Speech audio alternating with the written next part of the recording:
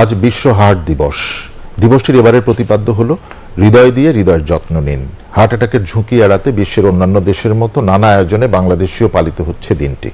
হৃদরোগের ঝুঁকি এড়াতে ধূমপান, মদ্যপান ও তামাকজাত দ্রব্য বর্জন, ফাস্টফুড গ্রহণ না করা, মানসিক চাপ পরিহার সহ নিয়মিত কায়িক পরিশ্রম ও ব্যায়াম করার পরামর্শ বিশেষজ্ঞদের। শরীফুল ইসলামের রিপোর্ট।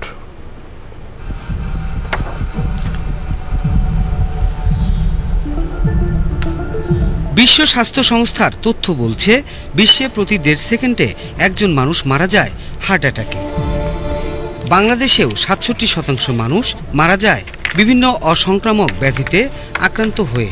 এর মধ্যে 17%রই মৃত্যু হয় এই হৃদরোগের কারণে। অর্থাৎ দেশে প্রতি 5 জনে একজন হৃদরোগের ঝুঁকিতে রয়েছে। হৃদরোগ প্রতিরোধে উচ্চ রক্তচাপ ও ডায়াবেটিস নিয়ন্ত্রণের পাশাপাশি মানুষের দৈনন্দিন জীবনে খাদ্যাভ্যাসের পরিবর্তন সহ ধূমপান ও তামাকজাত দ্রব্য পরিহার, ফাস্টফুড বর্জন, মানসিক চাপ পরিহার সহ নিয়মিত কায়িক পরিশ্রম করার পরামর্শ চিকিৎসকদের। একমাত্র এই হৃদরোগ শতকরা 80 থেকে 90% প্রতিরোধ করা যায় যদি আমরা সুষ্ঠু জীবন প্রণালী আমরা মেনে চলি, আমাদের খাদ্যাভ্যাস পরিবর্তন করি, আমরা ধূমপান বর্জন করি, যাদের ডায়াবেটিস বা প্রেশার আছে সেগুলো যদি আমরা কন্ট্রোলে রাখি, যদি আমরা নিয়মিত হাঁটি কায়িক পরিশ্রম করি, তাহলে বহুলাংশে প্রতিরোধ করা যায়।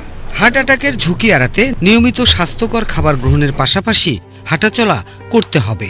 নিয়মিত হাঁটলে বা ব্যায়াম করলে নতুন নতুন রক্তনালী তৈরি হয়, যা হৃদরোগ প্রতিরোধে সাহায্য করে বলে জানান বিশেষজ্ঞরা।